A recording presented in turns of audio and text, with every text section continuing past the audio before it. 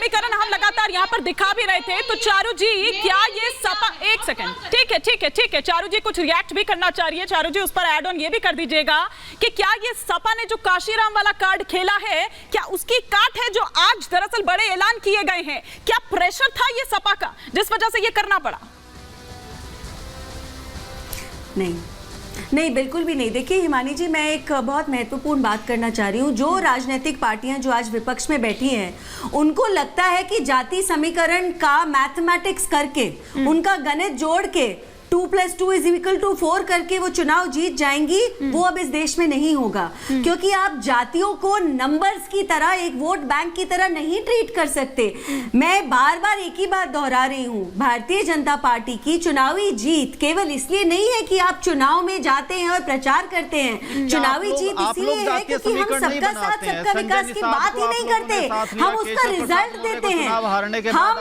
हम हमेशा एक रिपोर्ट कार्ड, अमित शाह जी उन्होंने बाकायदा कहा कि नॉन यादव ओबीसी को हमें अपने साथ, वो कह रहे हैं कि समीकरण आपने नहीं बनाया, संजय निषाद को साथ नहीं लिया, आपने केशव प्रसाद मौर्य को साथ नहीं लिया, वो ये सभी इक्वेशन बता रहे हैं। और ओपी राजभर ने बाकायदा आप लोगों पे आरोप भी लगाया कि ठाकुरवाद चल रहा है। मैं आपको इक्वेशन बताना चाह रही हूँ, जवाब ले लेते हैं। हाँ, अच्छा, तो अगर आप बीच में बोलते रहोगे, मैं ऐसे डिबेट नहीं करती, बट मैं आपको ये बताना चाहती हूँ, अगर कोई समाज का वर्ग है, नहीं तो अरे तो देखिए, अब आप फिर से मेरे बीच में बोल रहे हैं, मेरी बात पूरी होने दीजिए।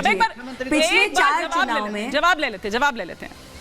ये तो मतलब इनको इतनी चोट पहुंच रही है, मैं समझ भी सकती हूँ। 4 चुनाव से जिस बुरी तरीके से जनता इनको नकार रही है, दुख तो होगा ही, इसलिए टीवी पर आकर ही ऐसी बातें करनी पड़ती है, क्योंकि आप जमीन पे काम नहीं कर पाते, जनता का दिल तो छू नहीं पाते, तो टीवी पे आएंगे और ज्यादा बोलेंगे। मेरी बात हिमानी जी, मेरी बात रह जाती है, बार बार ये लोग बीच में बोलते।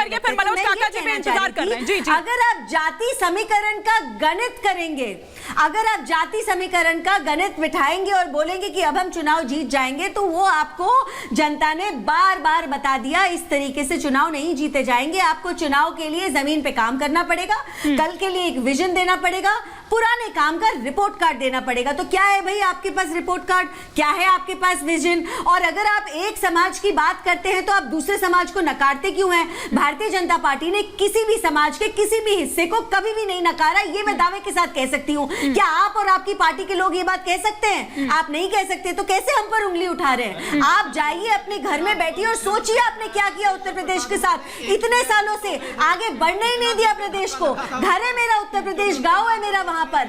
आज लेकिन मोदी सरकार के आने के बाद, योगी सरकार के आने के बाद, सिंपल चीजें, घर पे बिजली आती है, मेरी गांव तक सड़क आती है, मेरी बच्ची अगर स्कूल जाती है शाम को तो सुरक्षित वापस आ जाएगी। इन सारी चिंताओं को हमारे रोज की सोच से दूर किया है इस सरकार ने। आप क्यों नहीं कर पाए? आप क्यों नहीं कर पाए बताइए? क्योंकि आपकी नियत नहीं थी। बेटी का जिम्मेदार कौन है, मुझे ये बता दीजिए। उन्नाव की बेटी को न्याय कब मिलेगा? हाथरस की बेटी को न्याय कब मिलेगा? यानी कि जहां पर आदि ठाकुर होंगे वहां पे बेटी की कोई चिंता नहीं है। आप मुझे मैं इसका भी जवाब देना चाहती हूँ हिमानी जी, और क्योंकि हमेशा बेटियों का नाम आप लेकर आते हो ना, मैं जवाब देना चाहती हूँ। मैं इस देश की भी बेटी हूँ और मैं उत्तर प्रदेश की भी बेटी हूँ। उत्तर प्रदेश में कितनी जनसंख्या है, कितने करोड़ों की जनसंख्या है आप जानते हैं? उतने करोड़ों में कितनी बच्चियां हैं आप जानते हैं? उन सारी बच्चियों को जिनको सुरक्षा मिली है, उस सुरक्षा के नाम पे उनके माता पिता, उन बच्चियों ने वोट डाला है योगी जी के लिए, बेटियों को सुरक्षा हासिल करने का हक नहीं है। आपको मिली होगी, आपको मिली होगी सुरक्षा, लेकिन मुझे ये बताइए, दलित और ओबीसी की बच्चियों को सुरक्षा नहीं मिलेगी? आपको कभी नहीं दिखाई? यूपी में सिर्फ सवर्णों की महिलाओं को सुरक्षा मिलेगी, दलित ओबीसी की महिलाओं को सुरक्षा नहीं मिलेगी। दिखाई देती